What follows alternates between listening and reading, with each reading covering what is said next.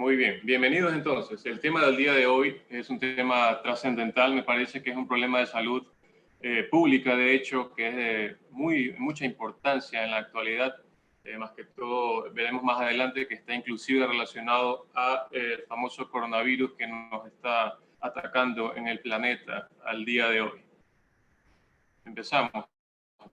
El índice de esta exposición es breve, es sencilla, y vamos a abarcar los temas de sobrepeso y obesidad, y vamos a ver la gran diferencia que existe entre el concepto clásico y el concepto actual. Vamos a ver en la manera de grosso modo lo que es el índice de masa corporal, y vamos a fijarnos y hacer un poco de hincapié en el tema de la fisiopatología de la obesidad, ya que si entendemos el concepto de este y qué es lo que hace en nuestro cuerpo, pues vamos a entender todo el problema, el gran problema de hecho que acarrea el padecer esta enfermedad. Asimismo tocaremos un poco de cifras a nivel de la problemática en el mundo y en el Ecuador. Veremos los factores de riesgo para padecer esta enfermedad, las complicaciones que conlleva finalmente el tener obesidad y sobrepeso, y vamos a cambiar un poco la temática entre lo que fue el problema al inicio. Y finalmente vamos a ver cuál es el rol que hace la riboceína y el glutatión en un concepto breve y el frente que le hace a la enfermedad, ¿sí? Luego veremos unas pocas ideas para llevar a casa en el mensaje final. Entonces, objetivos de la charla: saber detectar a los individuos que tengan sobrepeso u obesidad, conocer el rol de las adipoquinas, que veremos ya qué son estas, en el cuerpo humano, reconocer la diferencia entre obesidad exógena y endógena, y poder comprender las repercusiones clínicas de esta enfermedad y conocer asimismo el rol del glutatión y la riboceína ante esta problemática. Entonces, miren, tenemos que el concepto clásico de la enfermedad es la acumulación anómala o excesiva de grasa que puede ser perjudicial para la salud. Eso es lo que nos dice la Organización Mundial de la Salud. Y fíjense que la OMS considera como entidad patológica al sobrepeso y a la obesidad solo desde 1997. Y la Organización Americana de la Salud desde el 2013. Quiere decir que antes de eso ni siquiera se tenía en mira que esto podía ser un problema grande para nuestra salud.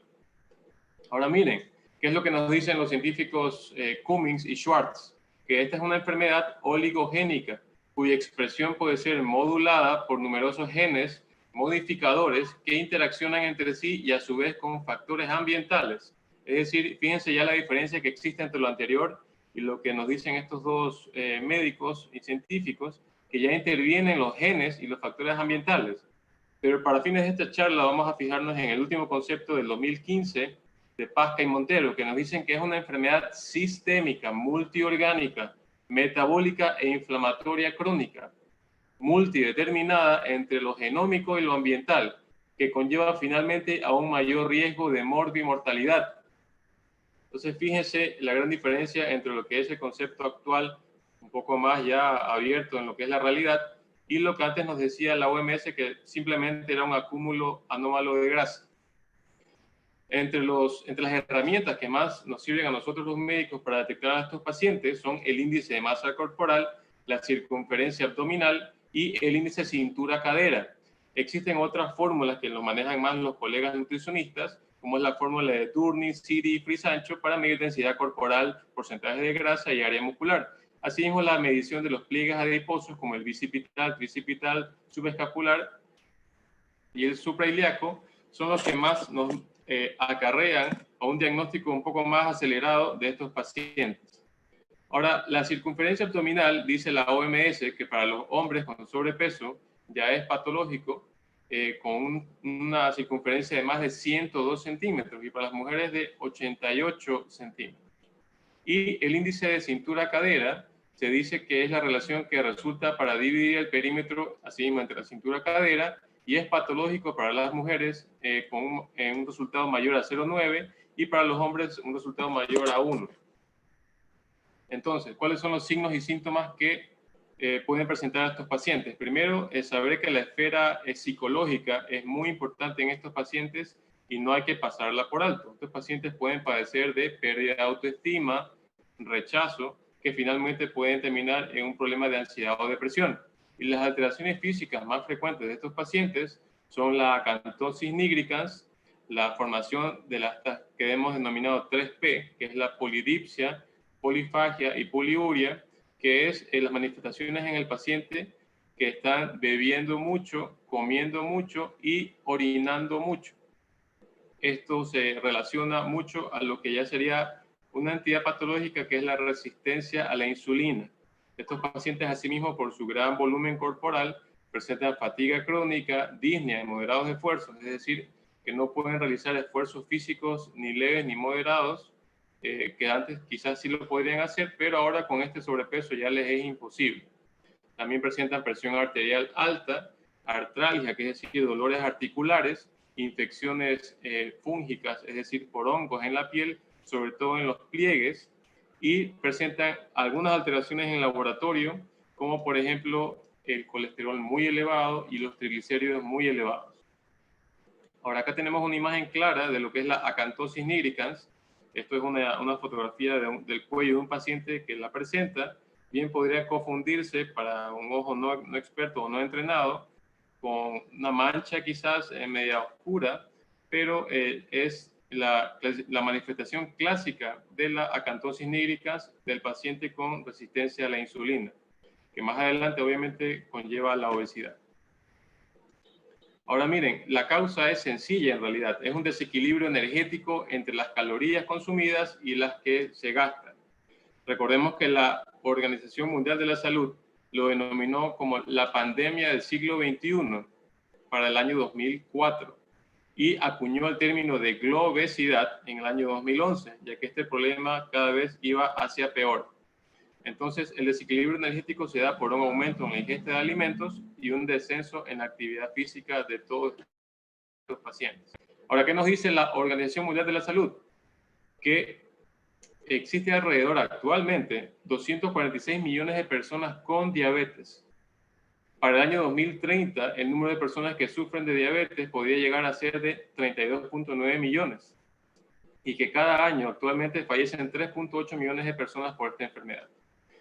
Y por último, miren lo que dice acá, 50% de la población que padece esta enfermedad no lo sabe, que me parece a mí que es lo más alarmante de todo. ¿Y qué nos dice la Organización Panamericana de la Salud con respecto a la diabetes? Nos dice que para el 2014 se registraron 62 millones de personas en cuanto a la prevalencia de la diabetes y para el 2040 hay un estimado de que sean 109 millones de personas.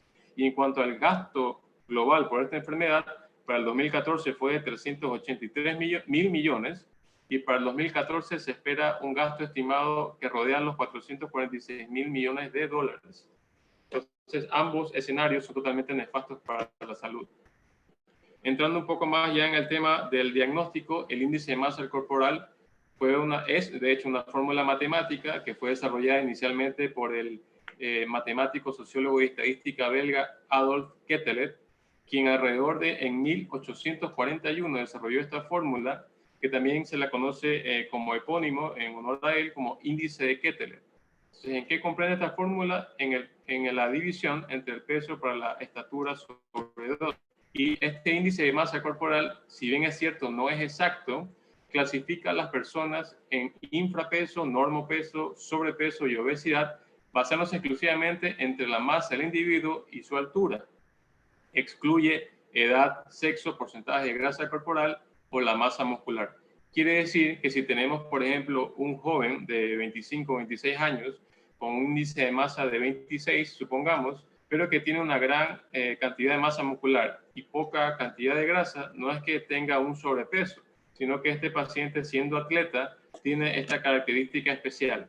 Entonces, por eso es que hacemos el énfasis de que no es exacto, hay que ver las otras características de los pacientes. Y bien, tenemos aquí el esquema final y actual de la índice de masa corporal, que nos clasifica al paciente en un bajo peso, en un peso normal, en sobrepeso y obesidad, siendo el índice normal entre 18.5 y 24.9. Sobrepeso ya se consideraría pasado el resultado del 25 y la obesidad se empieza a considerar desde el índice de masa corporal con un resultado de 30. Ahora, los pacientes que tienen un índice de masa corporal ya de 40 o más son pacientes que tienen obesidad mórbida y finalmente su salud está en bastante riesgo y posiblemente inclusive puedan necesitar lo que se denomina como la cirugía bariátrica, que es una de las opciones terapéuticas que existen al día de hoy. Este es un esquema que nos da la Organización Mundial de la Salud, donde podemos nosotros mismos hacer nuestro cálculo. Para un paciente de 90 kilos que mida 1,80, vemos que este paciente entraría en el rango de sobrepeso, ¿sí? Entonces, veamos un poco de la fisiología del adipocito, que sería nuestra célula grasa más que hay en mayor proporción en nuestro cuerpo.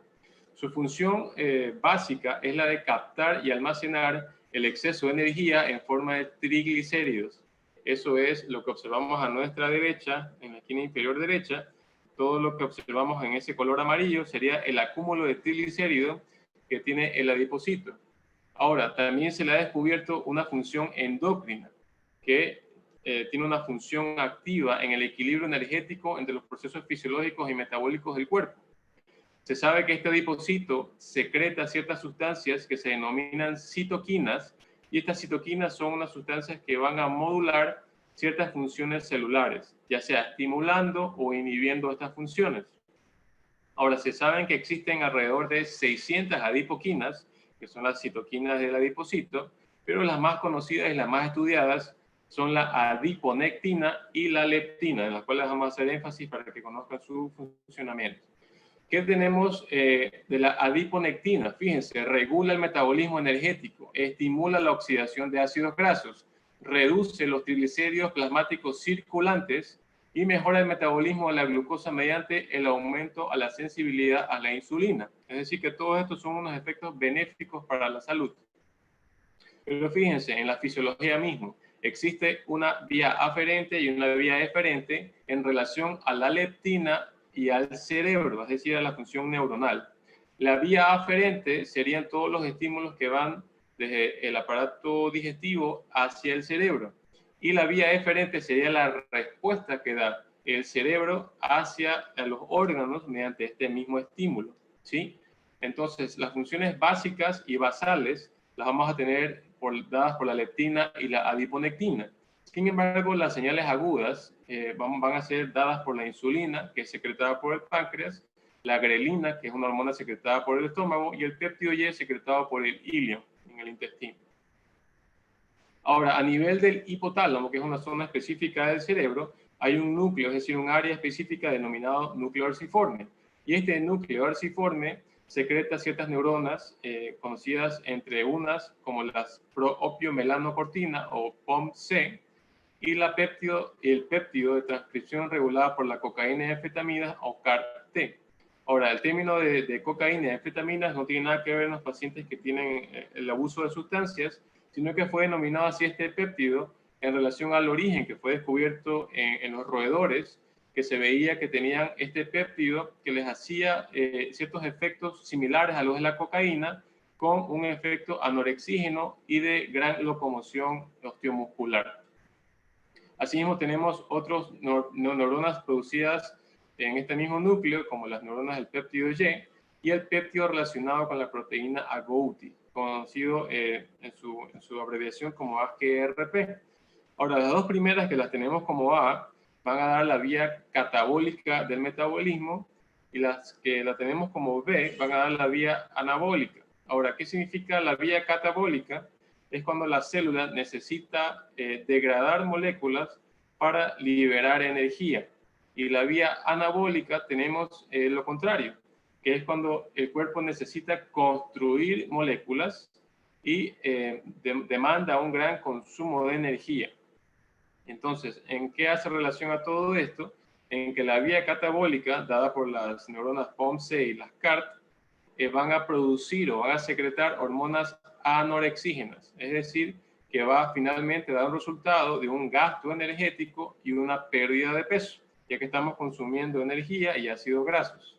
Y la vía anabólica, dada por la neuropéptido Y y la proteína AGRP, van a secretar hormonas orexígenas. Quiere decir que nos va a llevar a la ingesta de alimentos y un aumento de peso. Ahora, ¿qué hace la leptina frente a toda esta vía catabólica y la anabólica? La leptina fortalece la función anorexígena, es decir, que va a hacer una ayuda en el gasto energético y en la pérdida de peso, mientras que va a inhibir a las hormonas orexígenas, las que nos hacen consumir más alimentos.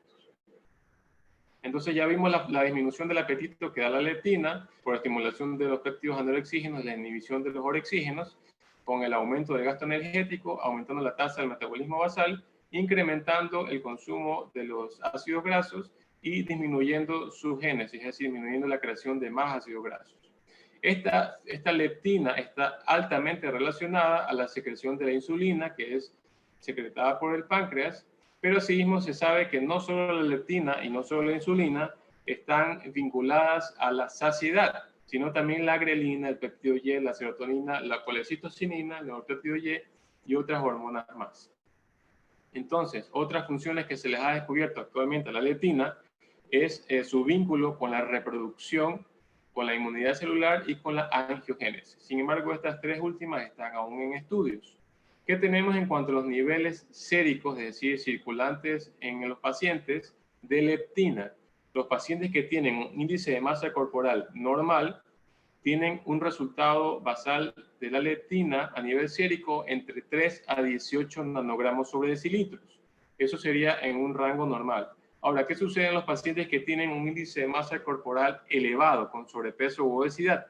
Tenemos que esta leptina va a estar mucho más elevada, en 30 o más nanogramos sobre decilitros. Entonces aquí viene una pregunta que sería muy básica, ¿no?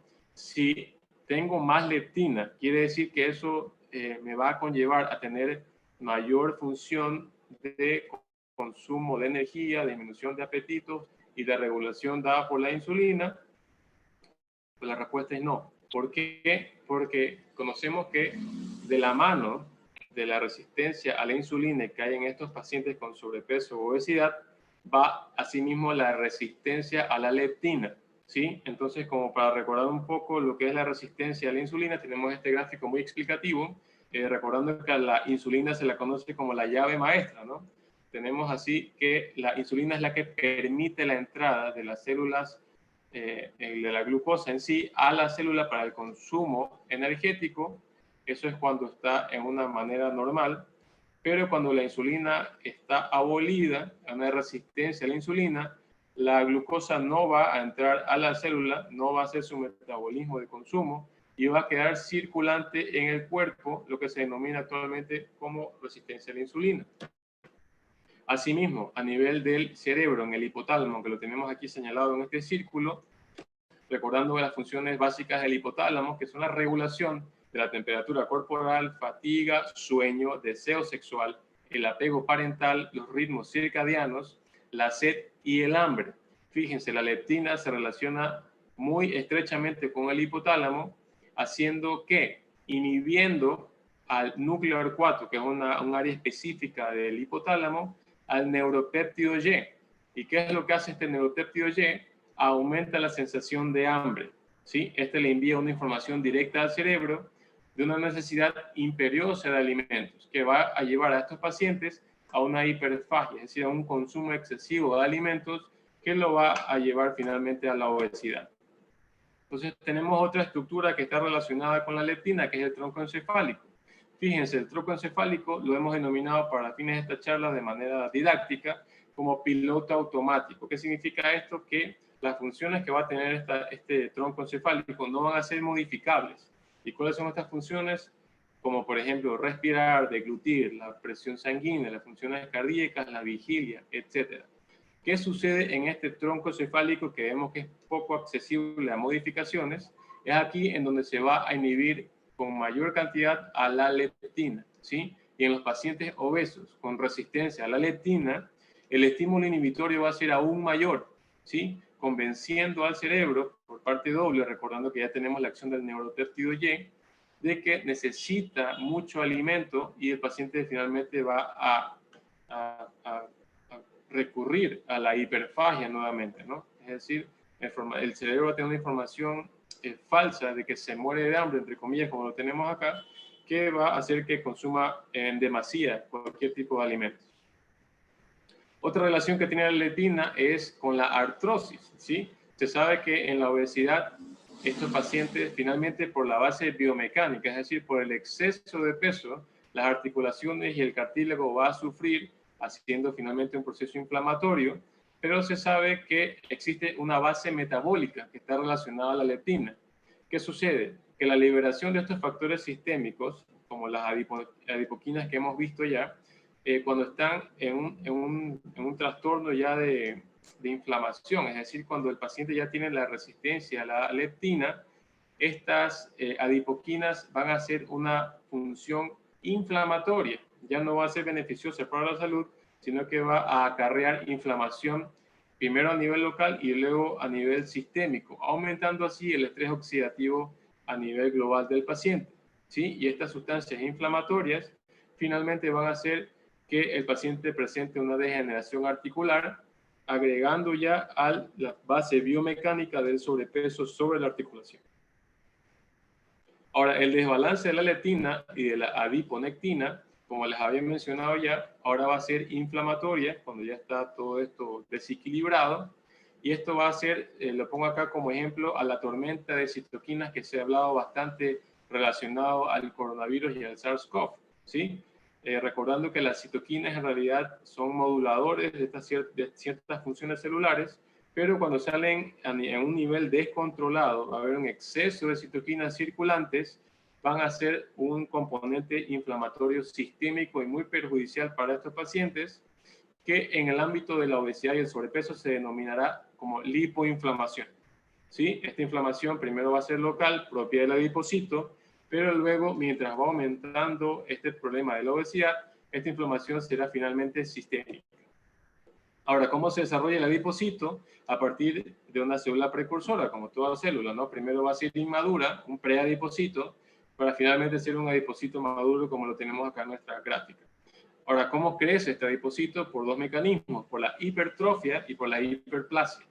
La hipertrofia es el aumento de volumen de la célula, es decir, que los triglicéridos que contienen, lo amarillo que vemos en la gráfica, cuando va a haber un exceso de alimentación, cada vez este acúmulo va a ser mayor, haciendo que la célula se hipertrofia. Pero existe otro mecanismo que es la hiperplasia, que es decir, el aumento del número de sus células. ¿Sí? Son bastante distintas entre ambas. Ahora, ¿qué sucede con este adipocito? Que cuando llega a un umbral máximo, es decir, un tamaño donde ya no puede más, no puede crecer más, de la hipertrofia se pasa a la hiperplasia. Y asimismo, cuando hay una dieta alta en grasa, las células precursoras estimulan a nivel visceral, es decir, a nivel de nuestros órganos internos, la hiperplasia del adipocito. Es decir, que no solo va a esperar a que el adipocito llegue a un nivel máximo de tamaño por hipertrofia, sino que en una dieta alta en grasa va directo a la hiperplasia, es decir, que va a haber un aumento doble del adipocito. Y un adipocito hipertrofiado es un adipocito que es igual a un adipocito disfuncional, es decir, todas sus funciones que vimos inicialmente que eran fisiológicas van a estar ahora alteradas. ¿Y cuáles son sus expresiones mayores del adipocito disfuncional? Pues la resistencia a la insulina y la lipoinflamación, que va a acarrear a un estrés intracelular aumentado. Ahora recordemos que la grasa visceral aumentada tiene un riesgo altísimo de riesgo cardiovascular muy elevado. En esta gráfica vemos en el lado izquierdo un riesgo menor o casi nulo cuando el tejido celular subcutáneo está normal, la grasa visceral también está normal y asimismo el retroperitoneo. Pero cuando ya vamos aumentando el volumen, principalmente el nivel de la grasa subcutánea, miren que la grasa visceral aún no está aumentada tanto, hay un riesgo moderado. Pero miren en la gráfica donde dice riesgo mayor. Quizás el celular subcutáneo no está tan aumentado, pero sí la grasa visceral, siendo esta el mayor riesgo cardiovascular que pueden tener estos pacientes. Ahora, los adipocitos en el adulto crecen activamente por la hipertrofia, ¿sí? Y miren lo que dice acá, el número de adipocitos permanece totalmente alcanzado hasta la adolescencia.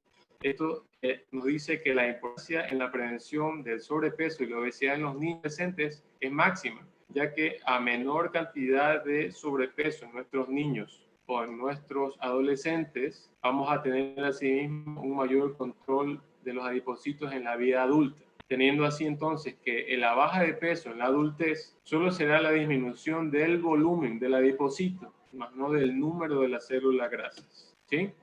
Ahora, el adipocito en la niñez, en cambio, esto es al revés, crece por hiperplasia, ya que estos pacientes están en constante evolución y crecimiento, están sujetos a la adipogénesis, que sería la creación de estas células adiposas. Pero, ¿qué sucede? Cuando estos niños tienen un estímulo nutricional inadecuado, rico en alimentos que son altos en grasa, que son totalmente nocivos para la salud, asimismo estos niños van a pasar de la hiperplasia normal a la hipertrofia, haciéndose acreedores a todo el problema que conlleva la lipoinflamación, ¿sí? Entonces, estos niños, tanto el niño patológico con sobrepeso como el adulto, tendrá la disfuncionalidad total de la célula en cuanto a la leptina y a la adiponectina, teniendo en cuenta que la leptina va a estar aumentada en estos pacientes, pero no va a ser funcional, y la menor expresión de la adiponectina nos va a acarrear a una resistencia a la insulina y a una peor función mitocondrial, produciendo energía baja en estos pacientes, ¿sí? Que se traduce en fatiga, que lo refieren muchos los pacientes en la consulta. Ahora, a nivel celular, también existe un daño gracias a estos adipocitos patológicos. Va a haber un mayor estrés a nivel de retículo endoplasmático, va a haber una mayor lipólisis basal que va a acarrear problemas o alteraciones en la estructura de la célula, en el citoesqueleto, y también va a haber un problema que se denomina como la hipótesis del sobreflujo. ¿Cuál es este sobreflujo? Es el sobreflujo exclusivamente del triglicérido. Cuando el adipocito ya no puede almacenar más triglicéridos, va a empezar a enviar estos triglicéridos a otras células o a otras estructuras que no están aptas para este almacenamiento, y esos tejidos van a ser obviamente ectópicos. Y finalmente, los triglicéridos en los tejidos ectópicos, va a ser un grado de lipotoxicidad muy aumentado en estos pacientes, ¿sí? La lipotoxicidad va a aumentar asimismo la lipoinflamación de base que ya teníamos, haciendo que este problema solo aumente. Tenemos aquí un esquema de la célula en donde vemos todas las organelas que son más afectadas, como el retículo endoplasmático liso, el rugoso, la mitocondria y la membrana celular. Tenemos aquí al retículo endoplasmático con sus sáculos característicos, que recordemos que entre sus funciones más básicas son la producción de ácidos nucleicos y proteínas, que van a ser exclusivamente importantes en la función antioxidante de la célula, ¿sí? Tenemos asimismo la base mitocondrial, esta es nuestra mitocondria, que es el origen o es nuestra fábrica de energía intracelular, que también va a ser afectada por el metabolismo alterado de los adipocitos, y también la membrana basal, recordando que es una bicapa fosfolipídica, es decir, a base de lípidos. Y los adipocitos alterados o patológicos van a hacer que esta bicapa de fosfolipídica vaya a ser alterada, es decir, va a estar enferma, por así decirlo, dando problemas estructurales en el citoesqueleto que van a acarrear en problemas de salud muy importantes, ¿sí? Tenemos asimismo el tejido adiposo, que se divide entre blanco, marrón y beige. El tejido adiposo blanco es el que hemos hablado ya con mayor hincapié, que es el que almacena los triglicéridos. Tenemos asimismo al tejido adiposo pardo. Este es bastante llamativo por la ciencia actualmente, ya que este da una función específica de termogénesis adaptativa. ¿Qué significa esto? Que se la descubrió inicialmente en niños y recién nacidos, que este tejido adiposo en ellos manifestaba su energía como calor, ¿sí? Para producir más calor en estos niños, pero se sabe actualmente que este tejido adiposo pardo no solo está en ellos, sino también en el adulto, ¿sí? ¿Y qué hace este tejido adiposo? Tiene un alto consumo de ácidos grasos y de glucosa, por lo que se le dice que tiene una capacidad antidiabética y antiobesidad bastante llamativa, y su color pardo o marrón está dado por la densidad aumentada de las mitocondrias y por unos citocromos mayores con unas crestas específicas que le dan su color marrón. Ahora, ¿cuál es el tejido adiposo beige? Tenemos que el tejido adiposo blanco, en unas condiciones adecuadas de un buen estímulo nutricional y con estímulos de frío y ejercicio, este tejido adiposo blanco puede tomar ciertas características del tejido pardo, pero no en su totalidad, que sería más o menos un tejido adiposo pardo-like, ¿sí? No igual al pardo, pero puede adquirir estas características benéficas para la salud, pero asimismo, cuando el estímulo nutricional es inadecuado o el paciente no tiene el estímulo del frío o del ejercicio, este tejido adiposo beige pasa a ser nuevamente tejido adiposo blanco, que es el que está en más riesgo de producir la lipotoxicidad. Tenemos así este gráfico que nos ilustra cuánta demasía tenemos de tejido adiposo blanco, que es lo que más tenemos en acúmulos, y en menor proporción al tejido adiposo marrón, y en mucho menor aún el tejido adiposo beige.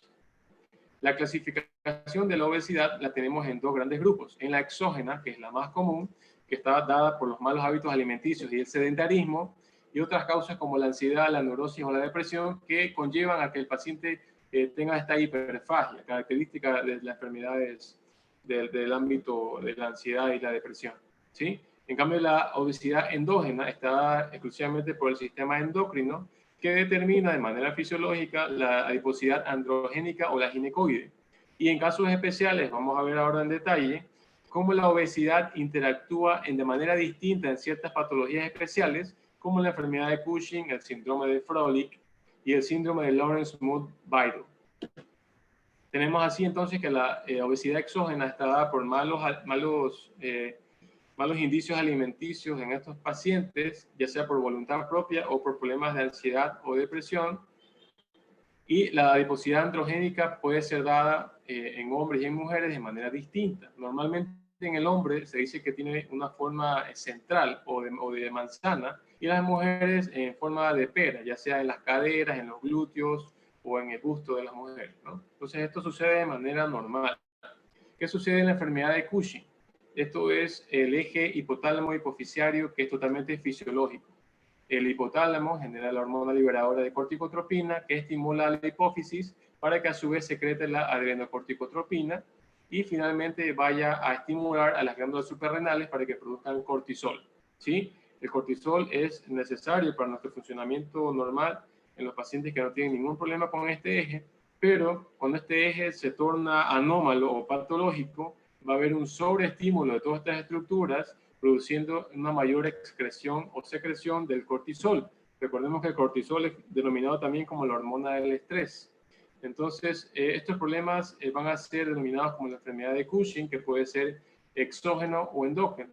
El principalmente es el iatrogénico, que es cuando los pacientes con ciertas patologías, como por ejemplo enfermedad de lupus eritematoso sistémico o de artritis reumatoide, toman muchos corticoides, o inclusive los pacientes con asma pueden tener estas características del paciente cushinoide. Y asimismo el Cushing endógeno, que quiere decir que no es por administración de fármacos de corticoides, sino por un problema interno. ¿Cuál es este problema interno? Por lo general es un tumor, por lo general benigno, que es el adenoma, que lo tenemos acá en un 70%, que va a hacer que esta hipófisis vaya a ser una hipófisis patológica, aumente de tamaño, aumentando los estímulos que acabamos de mencionar. Ahora fíjense, la enfermedad de Cushing en estos pacientes va a cursar con obesidad, pero esta obesidad va a ser más marcada en la cara y el torso. Se le denomina como cara de luna llena o la plétora facial, ¿sí? Estos son términos médicos característicos de estos pacientes. Va a tener en algunas ocasiones el acúmulo de grasa entre los hombros, como la joroba de búfalo, que así se denomina en medicina. Pueden tener acné, infecciones de la piel o alopecia, que es la caída del cabello. Las estrías púrpuras características, ya sea en el abdomen, mamas, brazos o muslos. Pueden tener hematomas de fácil aparición, debilitamiento de los huesos, inclusive con fracturas. En mujeres característico el hirsutismo, que es la aparición de vello facial o de vello corporal en lugares que no deberían, en lugares androgénicos, es decir, característicos del hombre, y con alteraciones del ciclo menstrual muy marcadas. En cambio, en el hombre va a haber una disminución de la libido o el deseo sexual y disfunción eréctil. Otros síntomas asociados a estos pacientes pueden ser la depresión, la ansiedad, la fatiga, el dolor de cabeza o cefalea, hipertensión arterial y la diabetes mellitus, ¿sí? Entonces, fíjense, en esta gráfica, en el lado izquierdo, donde están estas cuatro fotos del paciente, es una paciente femenina, ¿sí? Pero fíjense que tiene a nivel del labio superior vello, que no debería estar ahí, que es una característica del hombre, ¿no? Pero en estas mujeres se torna característico por la enfermedad de Cushing como hirsutismo. También presentan un patrón de caída de cabello androgénica, característica del hombre. Se ven también las estrías rojo-vinosas y las infecciones, en este caso, que han sido por hongos. ¿Por qué las infecciones por hongos? Porque tenemos que el estímulo suprarrenal va a ser que genere mayor corticoide circulante, y el corticoide es un conocido inmunosupresor.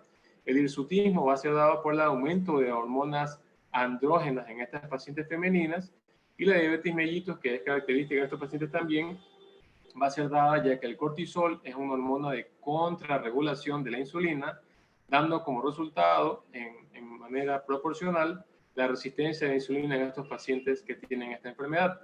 Ahora, en la segunda gráfica, que podría hacerse pensar que es una paciente femenina, pero no, es un paciente masculino que tiene este patrón de acúmulo de grasa en el pecho, que le da una connotación de ginecomastia, es decir, el crecimiento del tejido adiposo pectoral en los pacientes, y también fíjense la cantidad de tejido adiposo en la grasa abdominal. Fíjense que asimismo en los brazos, piernas y glúteos hay casi que nula esta adiposidad, ¿sí? Dando estos signos característicos de la enfermedad. Acá también observamos más claramente la cara de luna llena, que es debido al volumen de la cara, no se le pueden observar los pabellones auriculares a estos pacientes, dando así el nombre o el epónimo que hemos mencionado.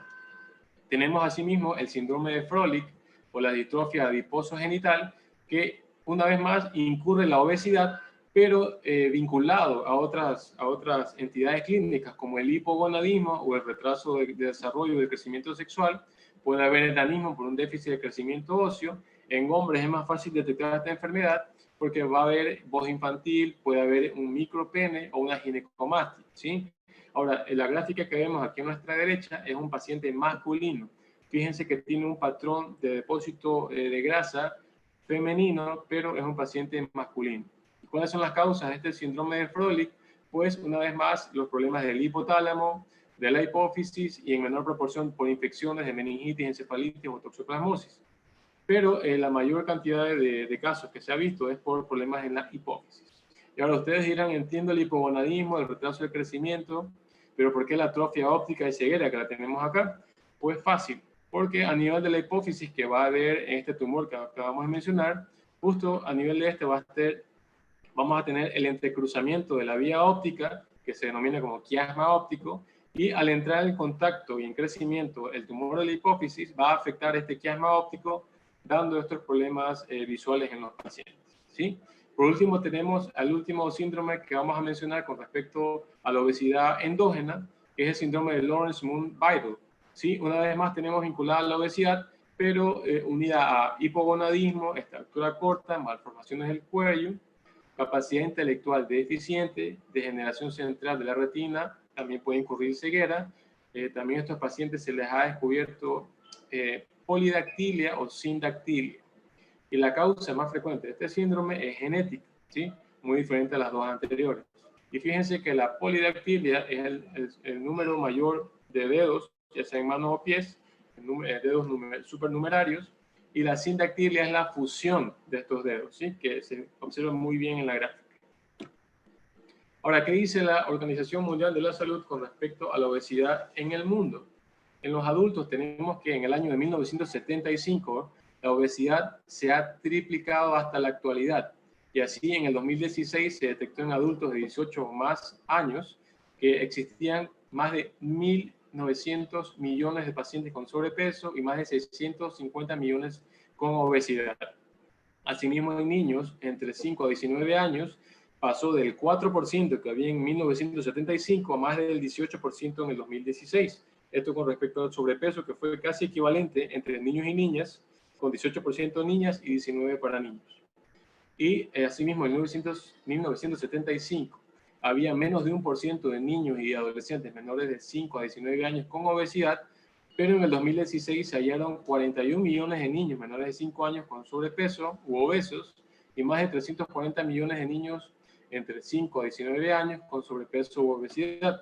Asimismo, en el Ecuador, sabrán ustedes que en nuestro país no hay mayores estudios ni estadísticas, pero en esta encuesta del 2012 tenemos que alrededor de 4.854.363 personas incurrían con sobrepeso o obesidad, que más o menos daba a un 62.8% de la población.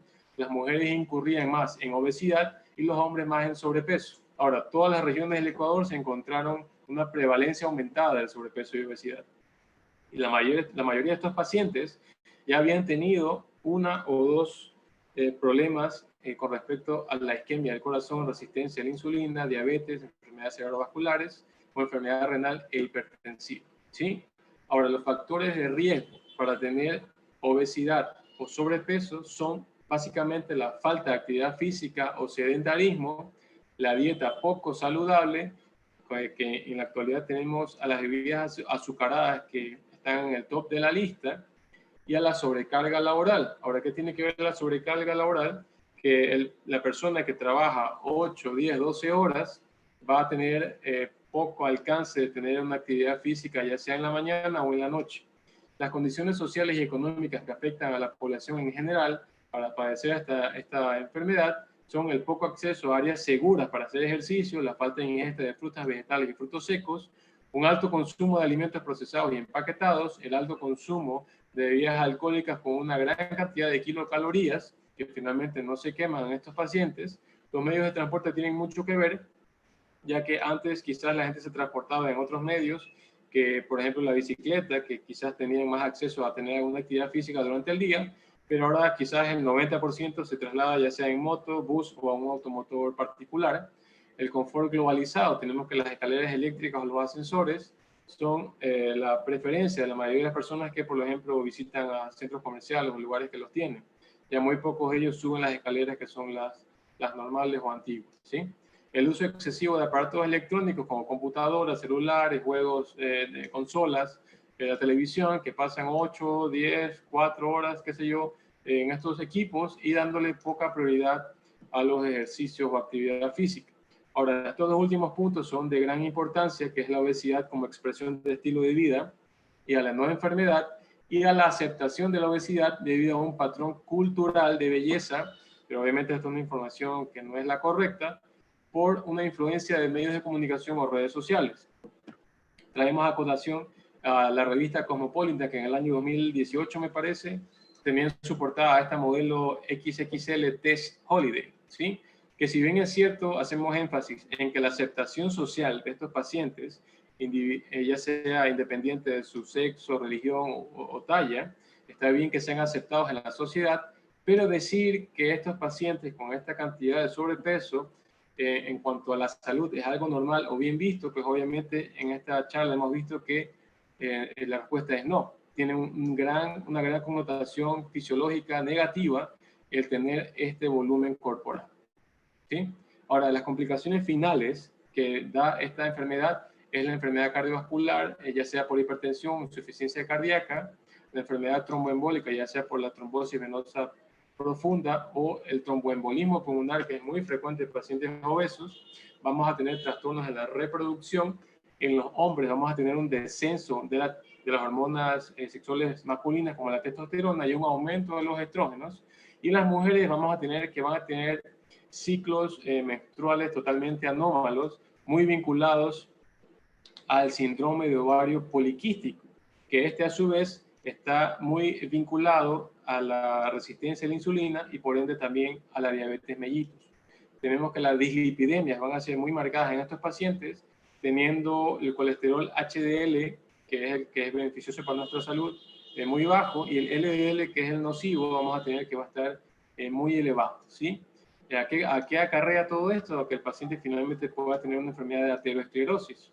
La diabetes mellitus, que ya le hemos mencionado, entre sus complicaciones puede ser la insuficiencia renal crónica, que va a necesitar eventualmente de hemodiálisis. Estos pacientes también pueden presentar complicaciones como pie diabético y amputaciones.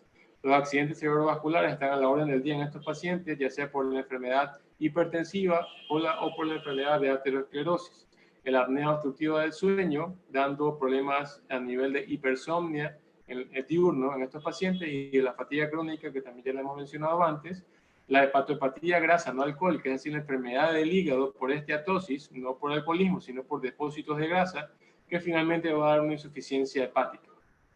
Todas estas patologías anteriores, finalmente vamos a tener que estos pacientes, por su gran volumen corporal, sumados a estas enfermedades, pueden estar postrados, ¿sí? Y esta postración pueden dar complicaciones como úlceras de presión, denominadas como escaras. Estas escaras se pueden infectar y las infecciones pueden ser menores o mayores, como también la sepsis de partes blandas, ¿sí? Estos pacientes van a incurrir en hospitalizaciones frecuentes y prolongadas que les dan una complicación más, que serían las neumonías adquiridas dentro del ámbito hospitalario. Los pacientes con obesidad también están mayormente predispuestos a padecer de cáncer, hombres y mujeres por igual, y finalmente la muerte por todo lo que hemos hablado. Ahora, el tratamiento de esta enfermedad es multidisciplinario. Inicia desde el mismo paciente con la voluntad de querer cambiar su estilo de vida y sus hábitos alimenticios. La familia o el círculo social más cercano a estos pacientes también es determinante. La ayuda del médico, obviamente, hemos visto ahora que es indispensable, pero también tienen mucho que ver el apoyo del nutricionista, del terapista físico, ya que estos pacientes necesitan actividad física, pero no cualquier actividad física, ¿sí? Necesitan una actividad física guiada. Y esas guías son principalmente dadas por el especialista en esto, que sería el terapista físico. El apoyo psicológico es muy importante en estos pacientes, ya que hemos visto que pueden incurrir en falta de autoestima, depresión, ansiedad y un montón de otras patologías de la esfera psicosocial, ¿no? Y los coadyuvantes, como por ejemplo las acupunturas, he visto y he leído que es bastante concurrido en pacientes con obesidad, y en otras terapias alternas a la medicina alternativa. Ahora, ya que hemos visto en gran proporción a la problemática, veamos a la solución, ¿sí? Vamos a ver en corto modo a lo que es el glutatión y la riboceína. Tenemos primero a nivel celular, observamos la célula sana, que está en correcto funcionamiento, pero si esta célula se expone a los radicales libres, que van a ser toxinas, que van a atacar a esta célula finalmente se va a hacer una célula enferma, ¿sí? Esta enfermedad va a estar acarreada por el estrés oxidativo, que va a ser proporcionado por estos radicales libres, ¿sí? Ahora, a nivel atómico, mucho más micro que lo anterior, vemos que los átomos sanos van a estar en un correcto ambiente con sus electrones, van a estar en armonía, y los radicales libres son moléculas que van a estar no armónicas, por decirlo así. Es decir, observamos le falta un electrón y van a querer robarle de manera didáctica a los electrones a los átomos sanos. Entonces aquí viene el rol del papel del antioxidante. Este antioxidante, denominado como glutatión, tiene un electrón extra. Este electrón extra va a ser donado a los radicales libres para estabilizar a estas células dañinas o tóxicas, para inhibir o eliminar este efecto nocivo sobre las células, ¿sí? Ahora, ya que tenemos los conceptos frescos, tenemos que este estrés oxidativo, en el caso de la obesidad, va a ser dada por la lipoinflamación, por el estrés oxidativo celular y por la lipotoxicidad que vimos al inicio. Ahora, ¿cuáles son los efectos de los radicales libres? Pues yo lo he resumido básicamente en uno, que es el envejecimiento acelerado de la célula, ¿sí?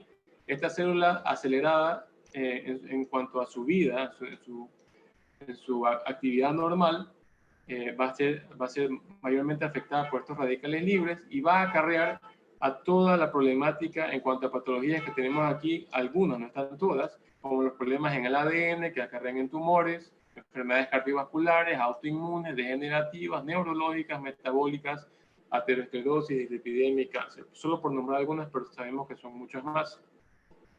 Ahora, las funciones principales del glutatión, o estas moléculas que van a estabilizar a los radicales libres o a eliminarlos, las tres principales las he puesto como el aumento de los niveles de energía, que se relaciona con el correcto funcionamiento de la organela denominada como mitocondria, recordando que es nuestra fuente de energía celular.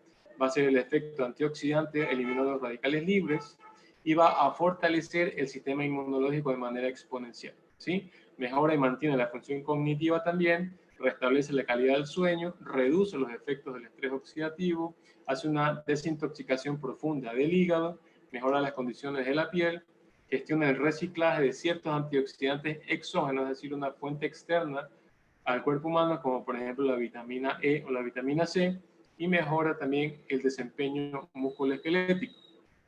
Ahora, la investigación que hizo el doctor Herbert Nagasawa y sus colaboradores estuvo vinculada principalmente a la cisteína, ¿sí? Este es un gráfico al lado derecho que tenemos a la forma tripartita de glutatión, ¿sí? Que está compuesto por glutamato, por cisteína y por la glicina. Ahora, este componente de 3, se ha visto que la cisteína era la más lábil frente a los ácidos estomacales, ¿sí? Esta cisteína no pasaba o no pasa la barrera ácida del estómago. Entonces, si tenemos a una parte de este componente que lo llamamos glutatión, que no está funcional, pues finalmente la molécula va a estar inactiva. ¿Sí? No vamos a tener un glutatión funcional, ya que la cisteína no está presente. Entonces, también se vio dentro de los análisis de estos científicos que la producción intracelular propia de la célula de glutatión va a decaer con respecto al paso de los años. Se sabe que hasta los 20 años va a haber un 100% de biodisponibilidad de esta molécula, pero por cada década de vida que pasa el paciente, ya sea a los 30, 40, 50 años o más, vamos a ver que hay un déficit aproximado del 15% de esta molécula. Es decir, que para un paciente de 40 años va a tener un déficit basal de un 30% de glutatión, esto sin contar que tenga alguna patología que lo lleve a un proceso de estrés oxidativo global o sistémico que pueda inclusive aumentar el déficit de glutatión en estos pacientes, ¿sí? Entonces el resultado de la investigación aquí lo ponemos de manera simple, pero sin embargo esto se demoró alrededor de 25 años en desarrollarse. Tenemos que los científicos englobaron a la cisteína, que era lábil o frágil, en un componente que resista esta acidez estomacal, que fue la ribosa. Entonces así tenemos la creación de la riboseína, que es la unión de ribosa con cisteína, y una vez que los pacientes entran en contacto con esta riboseína, una vez que pasan la barrera ácida del estómago, ya este glutatión se torna biodisponible una vez más en estos pacientes, pudiendo recuperar de manera exponencial y según las dosis adecuadas para cada individuo, la mayor proporción y beneficios de glutatión en estos pacientes. Entonces, bien, vamos a hablar un poco de dos productos en específico de la línea de Max International con respecto al glutatión y a la obesidad y el sobrepeso, ¿sí? Vamos a empezar primero con la ribosa. Tenemos que la ribosa es una pentosa o monosacárido de 5 átomos de carbono cuya función específica es la de proveer a la célula de ácidos nucleicos y de síntesis de proteínas, ¿sí? Que van a ser esenciales para la formación de ARN o ATP. ¿Sí? El ATP sabemos que es el adenosín trifosfato y va a ser específicamente importante para la mitocondria, ya que este adenosín trifosfato produce la energía. ¿Sí? Tenemos asimismo a la L-carnitina, cuya función básica es la de transportar los ácidos grasos hacia la mitocondria, ¿sí? Produciendo asimismo que el exceso de lípidos circulantes vaya a ser menor en estos pacientes. Tenemos así, una vez más, a la riboseína que está presente en Max ATP, como se denomina este producto, que ya sabemos que es la molécula que nos hace disponible este glutatión intracelular para la función antioxidante en nuestras células. Asimismo tenemos al Panax ginseng, que es un componente milenario, de hecho, conocido hace muchos cientos de años. Es una raíz muy importante cuyos efectos en la medicina son muy llamativos, ya que estimula el sistema inmunológico, mejora el rendimiento energético celular y mejora la calidad de las hormonas sexuales, inclusive en hombres y mujeres. Se sabe que actualmente hay ciertos estudios que dicen que puede ser muy beneficioso con respecto a la diabetes mellitus y un componente anticancerígeno importante. Pasamos al extracto de té verde, que asimismo es una medicina milenaria importante de muchos años atrás. Este té verde en su extracto tiene a la molécula de la teanina. La teanina disminuye el daño tisular ante los estímulos del estrés, mejora la función cognitiva y estimula a las células a utilizar los ácidos grasos almacenados, ya sea en el adipocito o en lugares ectópicos en los pacientes con sobrepeso, para poder hacer que se traduce en un consumo de energía mayor, ¿no? También se sabe que el extracto de té verde disminuye el colesterol LDL, que es el nocivo para nuestra salud. Pasamos asimismo a la rodiola rósea, que es una planta que se le encuentra en las regiones frías del planeta, como por ejemplo en el Ártico o en el Himalaya. Esta rodiola rósea es un adaptógeno. ¿Qué es un adaptógeno? Es una sustancia que aumenta la resistencia al estrés, ya sea físico o emocional, mejorando así el rendimiento físico, disminuyendo por ende también la fatiga en estos pacientes. Tiene un alto contenido de flavonoides, que son unos pigmentos con función antioxidante, que son muy beneficiosos ante la cefalea, depresión, anemia y caída del cabello. Tenemos asimismo a la quercetina, que es un flavonoide que lo encontramos principalmente en las cebollas. Esta quercetina es un potente antioxidante que tiene también propiedades quelantes importantes. La coenzima Q10 tiene asimismo funciones antioxidantes importantes y tiene un rol básico en la producción del ATP, que es el adenosín trifosfato, para la producción de energía.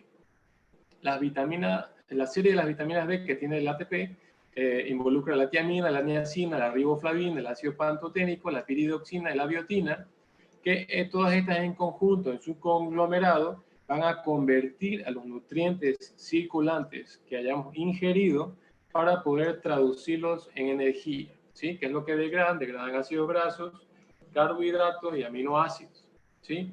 Ahora, los oligoelementos o los minerales que contienen el MAX-ATP también son de gran importancia en estos pacientes, ya que, por ejemplo, tenemos así que el magnesio participa en más de 300 reacciones bioquímicas a nivel celular. Este también forma parte activa de la maduración de los glóbulos rojos y los glóbulos blancos y estimula al sistema inmunológico. Se sabe también que el cobre actúa a nivel de la interfaz neuronal, mejorando la sinapsis entre las neuronas, tiene un rol importante en el transporte del hierro vinculado a los eritrocitos y interviene también en el metabolismo de los ácidos grasos y la glucosa. Finalmente tenemos al cromo, que es otro mineral que optimiza la acción de la insulina y tiene una función protectora a la neurona. Tenemos el otro producto que vamos a mencionar el día de hoy con respecto a la riboceína, de los productos de Max International, al Max Infuse.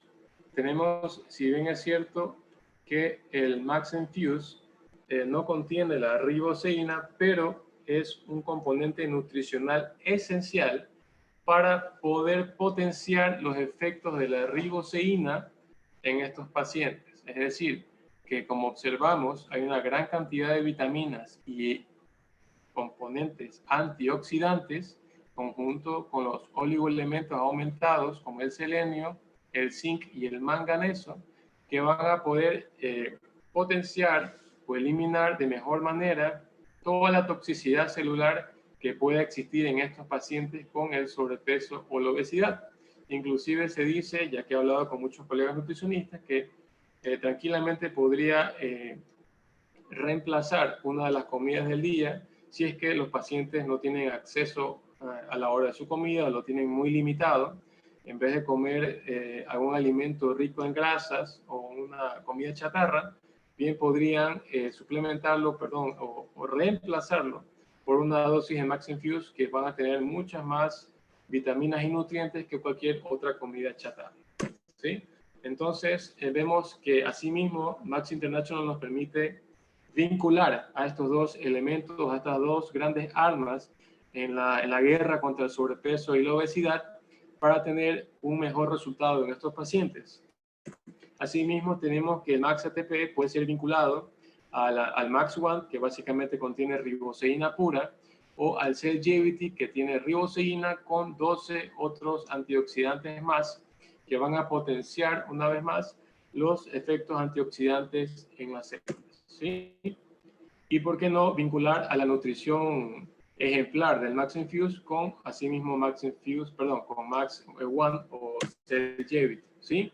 Todo esto recalcando a que el paciente tiene que hacer un cambio en su vida radical, ¿no? Es decir, que tiene que tener una mejor nutrición, tiene que haber de base un ejercicio físico diario, tiene que estar guiado por nutricionistas y por todo el componente médico para que estos suplementos puedan hacer el efecto benéfico que queremos en los pacientes.